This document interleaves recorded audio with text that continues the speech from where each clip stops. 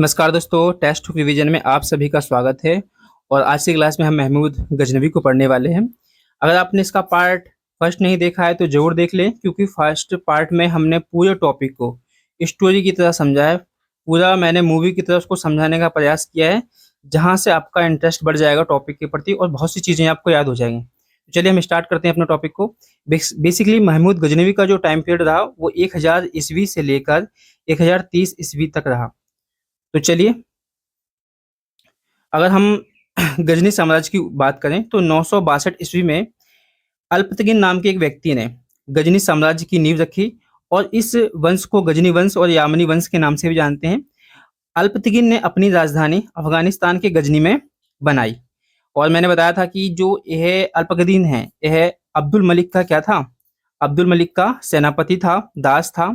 और अब्दुल मलिक ने उसको गजनी प्रांत उपहार में दे दिया था, और यहाँ पर अफगानिस्तान के गजनी प्रांत में आकर उसने गजनी वंश की या यामनी वंश की नींव डाली।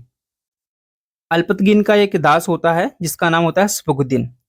देखिए, जो सफुद्दीन है, कहीं कहीं इतिहास में इसे पुत्र भी कहा गया है अल्पतगिन का। तो इस चीज में आपको कंफ्यूज नहीं होना है। क्वेश्चन यहाँ से नहीं बनेगा कि वो दास था या दामाद था।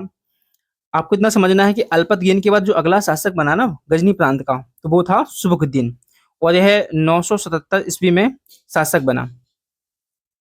सफुद्दीन पहला ऐसा तुर्क आक्रमणकारी था जिसने भारत पर आक्रमण किया था, और राजा जयपाल के विरुद्ध इसने आक्रमण किया था। राजा जयपाल हिंदू शाही वंश का था। यह पराजित हो गया था इस युद्ध में।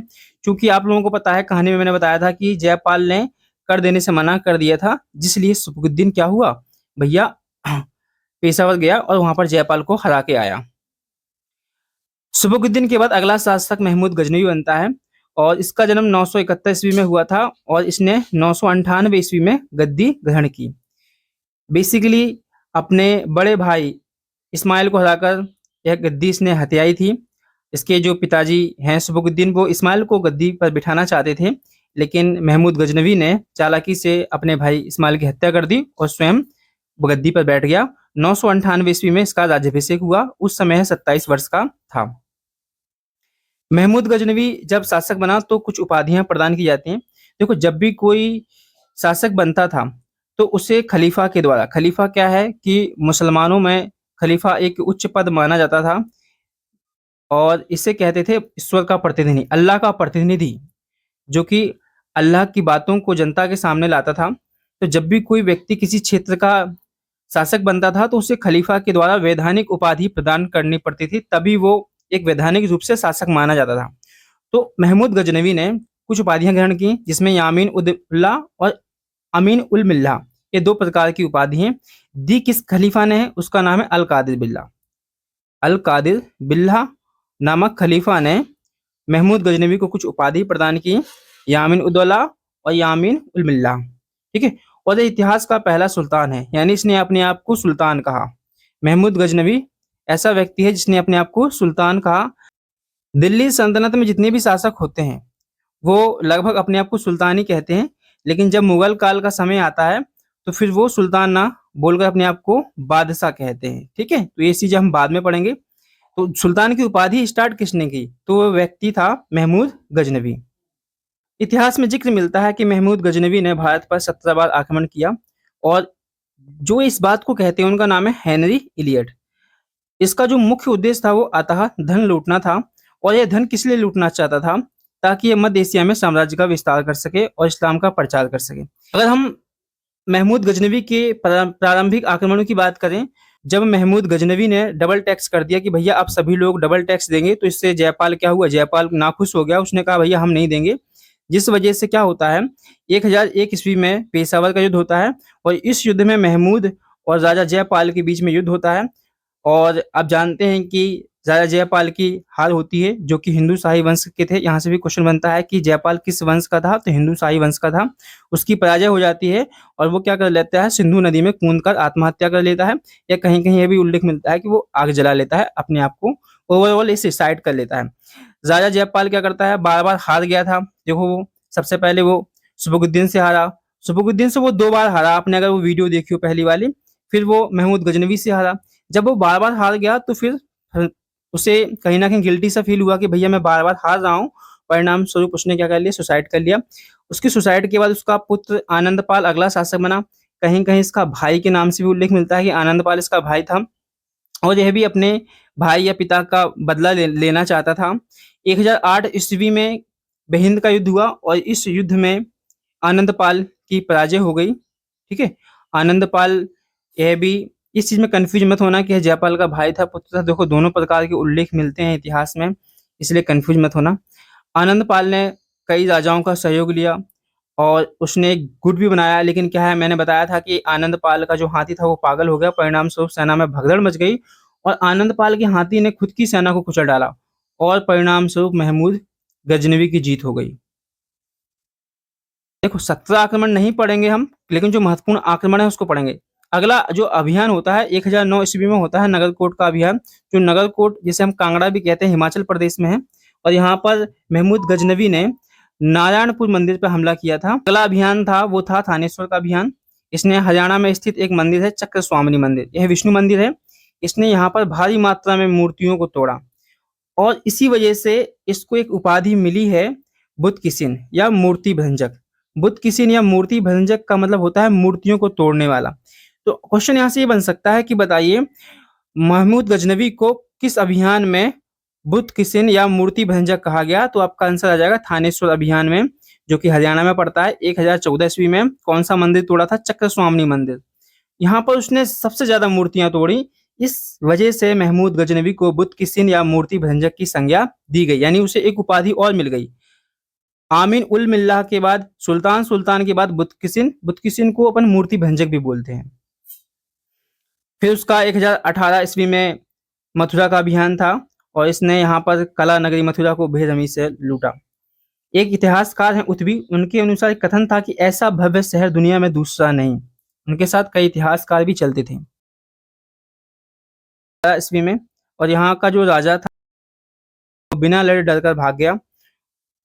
कहीं ना कहीं ये बहुत शर्मनाक स्थिति थी, क्योंकि अभी तक किसी भी शासक ने आत्मसमर्पण नहीं किया था। वहीं पर यह राज्यपाल बिना लड़े भाग गया था, जिसकी जानकारी लगती है किसे? कालिंजर के जो राजा है विद्याधर, जिसे बेसिकली चंदेल वंशीय शासक कहते हैं, बुंदेलखंड के जो शासक, उन्हें पता चलता है कि राज्यपाल बिना लड़े भाग गया, तो उन्होंने भैया राज्यपाल को पकड़ा और उन्हें मृत्युदंड दिया कि तुम भाई लड़े क्यों नहीं। और फाइनली फिर महमूद गजनवी और विद्याधर के बीच में युद्ध होता है। युद्ध में कोई निष्कर्ष परिणाम नहीं निकलता है और दोनों में एक संधि होती है, जिस संधि में कहा कि हम एक दूसरे से मतलब नहीं रखेंगे, और महमूद गजनवी कहता है कि हम अब जा रहे हैं। अब महमूद गजनवी का जो सबसे महत्वपूर्ण आक्रमण था, जहां से आपको एक क्वेश्चन देखने को मिलेगा, वो था 1025 ईस्वी में सोमनाथ मंदिर का आक्रमण, और यह 16वां आक्रमण था। इसमें क्या है कि वो भारी मात्रा में धन दौलत लूटता है और इस मंदिर की रक्षा करते हुए लगभग 50,000 से ज्यादा हिंदू शहीद हो जाते हैं। आपको पता हो कि मक्का में जो एक किंवदंती सुनने को मिलती है कि मक्का में शिव जी की मूर्ति है अंदर बहुत गहराई में, तो वो यहीं से चुराई गई थी। महमूद गजनवी यहाँ से शिव की मूर्ति ले गया था और मक्का में रख दी थी। आपको इतना याद रखना है कि जो सोमनाथ का आक्रमण 1025 में हुआ था, किसने किया था? महमूद गजनवी ने किया था। कौन सा आक्रमण था? 16वां आक्रमण था। बस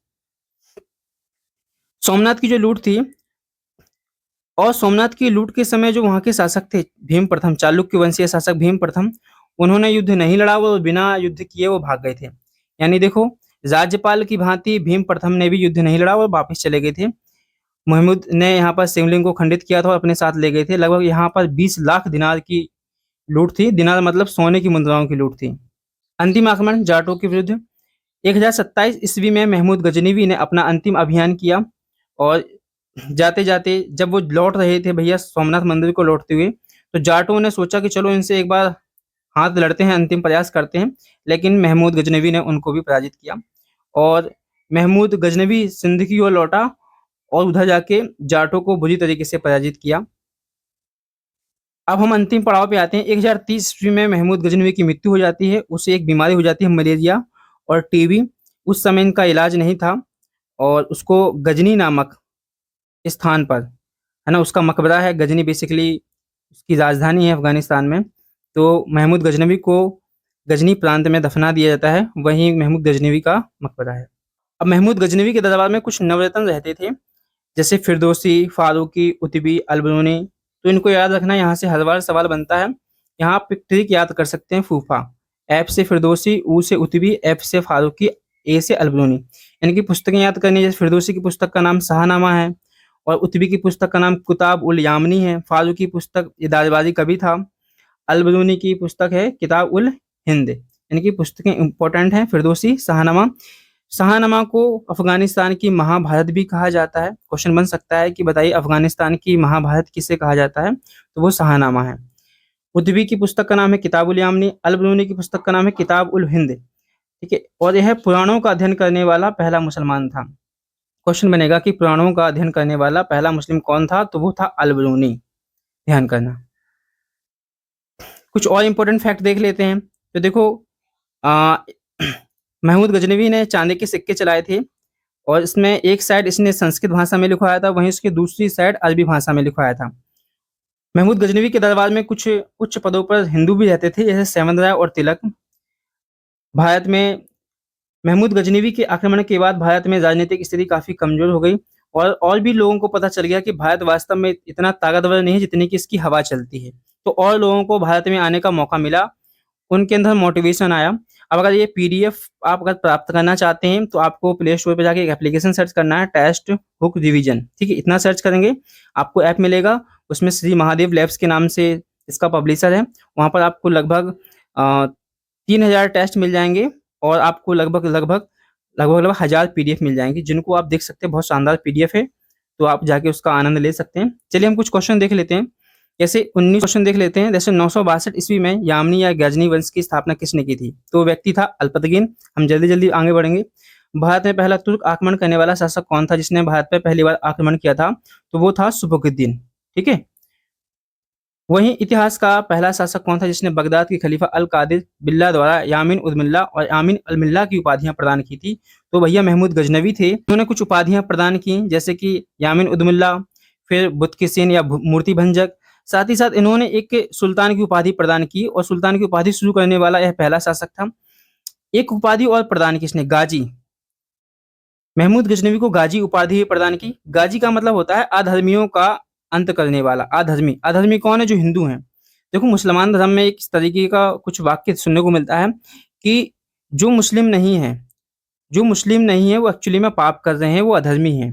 यानी यहाँ पर अल्लाह है, अल्लाह के अलावा कोई भगवान नहीं है और आप किसी दूसरे भगवान को फॉलो कर रहे हो, यानी आप गलत कर रहे हो, आप अधर्म कर रहे हो। तो भैया महमूद गजनवी उनको मार रहा है, अधर्मियों को मार रहा है। हिंदुओं को मार रहा है मतलब अधर्मियों को मार रहा है। तो उससे एक उपाधि प्रदान की गई थी, गाजी। इतिहासकार हेनरी इलियट के अनुसार महमूद गजनवी ने भारत पर 17 बार आक्रमण किया। उसका मुख्य उद्देश्य क्या था, तो इसका मुख्य उद्देश्य था अथाह धन लूटना और धन लूटकर मध्य एशिया का साम्राज्य का विस्तार करना। भारत में साम्राज्य का विस्तार करना नहीं था, ध्यान रखना।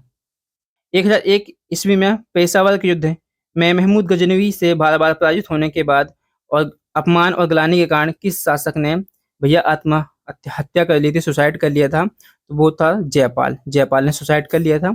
1008 ईस्वी में क्या हुआ था, किस व्यक्ति की हार हुई थी, तो आनंद पाल की हार हुई थी।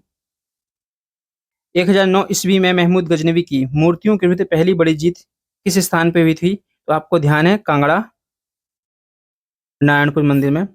हरियाणा के थानेश्वर में चक्र स्वामिनी मंदिर की मूर्ति को तोड़कर गजनी की मस्जिद में डलवाने के कारण महमूद गजनवी को कौन सी उपाधि प्रदान की गई थी, तो यह उपाधि थी बुत किसिन या मूर्ति भंजक।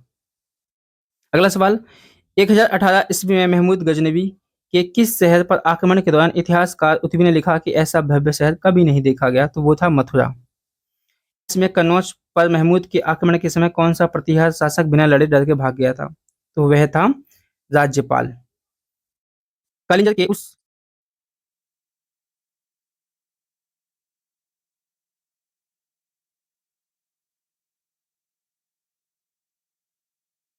तो वो था भीम प्रथम।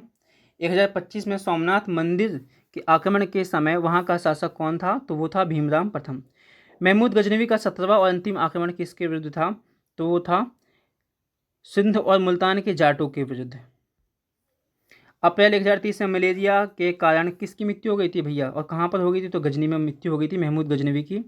महमूद गजनवी के दरबार में शाहनामा की रचना किसने की थी, तो वो की थी फिरदौसी ने, और इसे पूर्व का होमर भी कहते हैं।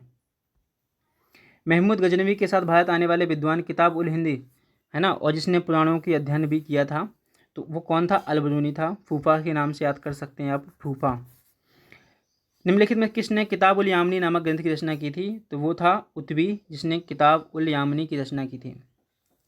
महमूद गजनवी ने ऐसे चांदी के सिक्के चलाए थे जिनकी एक तरफ कौन सी भाषा थी? देखो, एक तरफ तो थी संस्कृत भाषा और दूसरी तरफ थी देखो संस्कृत भाषा और दूसरी तरफ थी फारसी भाषा। महमूद गजनवी के समय उच्च पदों पर कौन से हिंदू थे? तो देखो, सेवेंद्र राय और तिलक। सेवेंद्र राय और तिलक। अगर आपने ये पूरी वीडियो देख ली है तो इसके अच्छे से नोट्स बना लीजिए, और अगर आपको पीडीएफ चाहिए तो प्ले स्टोर पर जाके टेस्ट बुक रिवीजन सर्च करिए, वहाँ पर आपको इसकी पीडीएफ मिल जाएगी। आपको वीडियो कैसी लगी कमेंट में बताएं। मिलते हैं अगली वीडियो में।